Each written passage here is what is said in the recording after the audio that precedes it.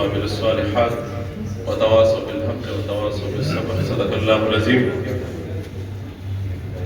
محترم سراج الدین قریشی سے نائب امیر جماعت اسلامی ضلع پشاور، محترم خالد گل مومن سے صدر پاکستان بزنس فورم ضلع پشاور، محترم کفایت احمد سے ڈپٹی جنرل سیکرٹری جماعت اسلامی ضلع پشاور، محترم عبدالقادر سراف سے جنرل سیکرٹری جماعت اسلامی پشاور سٹی، موجود التناس تمام مشرانو، همزور ملګرو مشرانو، نن زموږ ماهانه تربیتي اجتماع د NA په سطحه باندې چې کله نه کې غوښتل شوې ده، زموږ نن پیل اجتماع ده.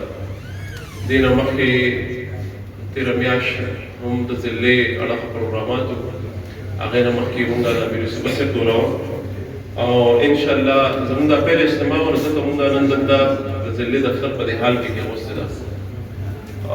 ګرمي هم وه او موږ کوشش وکړو چې څه بل داسې غټ ځای او ښه ځای هلته کې موږ د اجتماع اهتمام وکړو چې مونځ او زموږ اجتماع دا ټول په یو ځای باندې وچلېږي. خو ورځې موږ سره کمې او مسلسل پروګرامات دي او ګرمي ډېره زیاته وه، نو دا 2 میاشتې به موږ دې حال کې دا اجتماع کوو، بیا به انشاءالله په غټ ځای باندې کُله او ښه ځای کې به اجتماع کوو.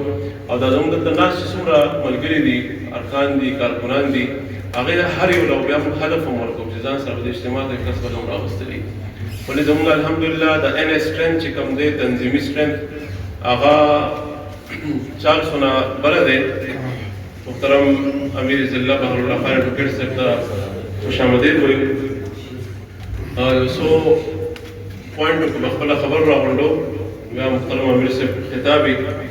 زموږ د دې NA په سطحه باندې موږ څه ورځې وړاندې محترم امیر صاحب په اجازت باندې دا 2 میاشتې چې کوم دي، جولای او اګست، دا موږ دعوتي 2 ماهی دعوتي مهم دا موږ طے کړی دی.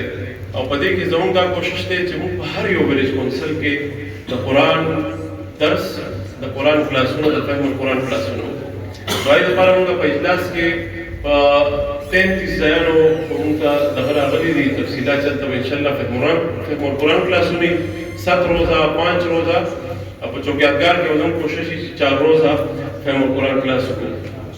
دې نه علاوه چې کوم ځای کې زموږ فهم القرآن کلاس نو هلته به 1 روزه درس قرآن کوو، او د هغې درس قرآن دپاره به موږ دعوتي وفود به هم وځي، هینډبل به هم تقسیموو، پلی کارډ به هم لګوو.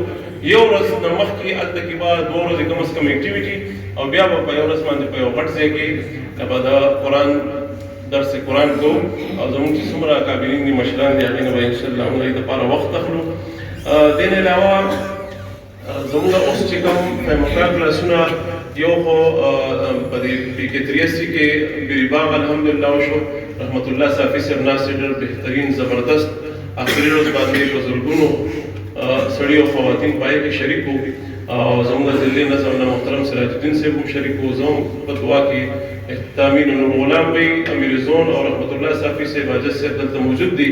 یقیني طور باندې دوی دغه لایق دي، د شاباشي لایق دي. یو ډېر بهترین فهم القرآن کلاس اوس آسیا فهم القرآن آسیا پارک کې شروع دی، 4 ورځ ده. فضل محمد مشال صاحب د هغې انچارج دی، هغه مطلب دا د پوره کوشش شروع دی هلته کې.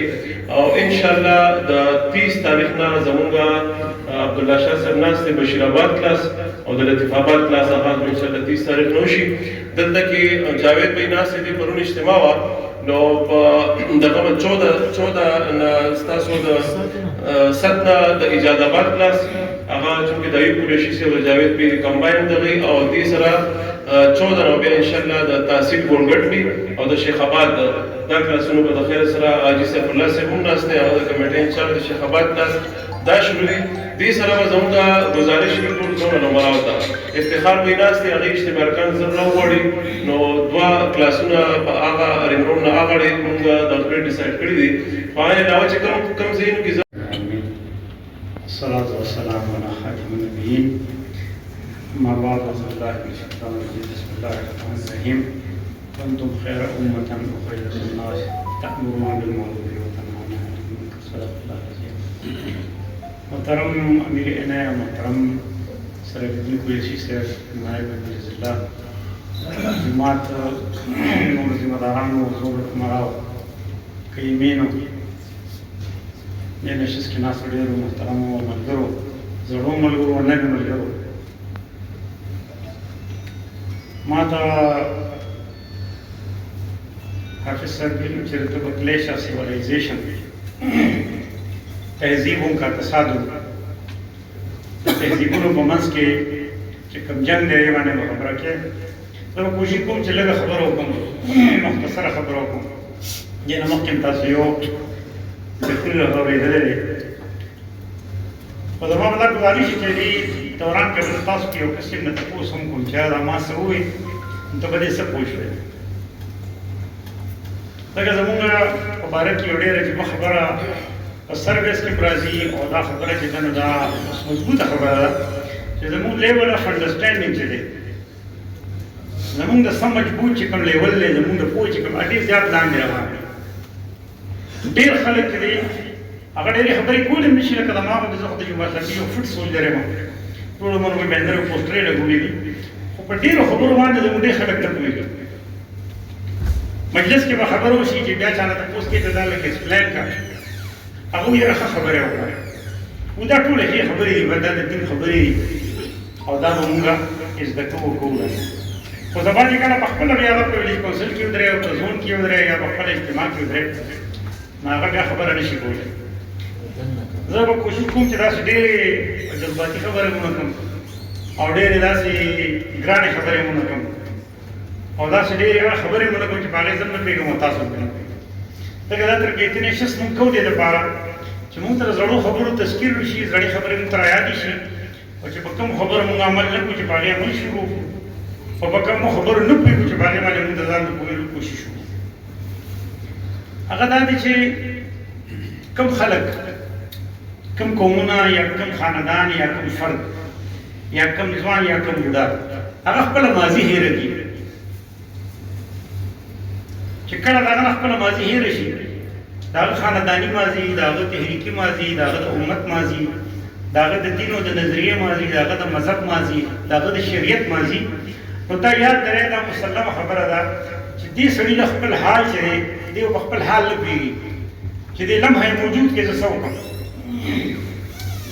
چې کله د خپله ماضي هېره شوه او دې په خپله ماضي سوچ کوي، د خپله ماضي یاده نه ده، خپل ماضي واقعیات ورته نه دي یاد، خپل اسلاف ورته نه دي یاد، خپله هسټري ورته نه ده یاده، نو دې ځان په مستقبل کې په دې موجوده حال کې دې ځان نشي اوچتولی. دې به پوهېږي نه چې دا ما سره څه وشو، دا ما سره چا څه چل وکړ. ده سره به یو ډېر زیات دوکې کېږي، ده سره به ډېر زیات فراډونه کېږي، ده سره به ډېر زیات چې دی نو لاس کېږي، ده ته به چې دی نو مختلف قسمه نقصانونه او فایدې په دې به په هغې پوهېږي نه.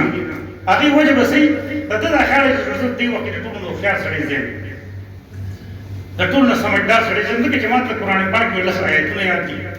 یا زه د جمعه اسلامي روکن شوی یم، یا زه د جمعه اسلامي د یو زوی نه میر یم، یا زه د ضلعې میر یم، یا زه د یو غټ جومات امام یم، یا زه یو خطبه ورکولی شم. خو ده سره چې کوم کار کېږي د نورو ځایونو نه هغه ده ته پته نه لګي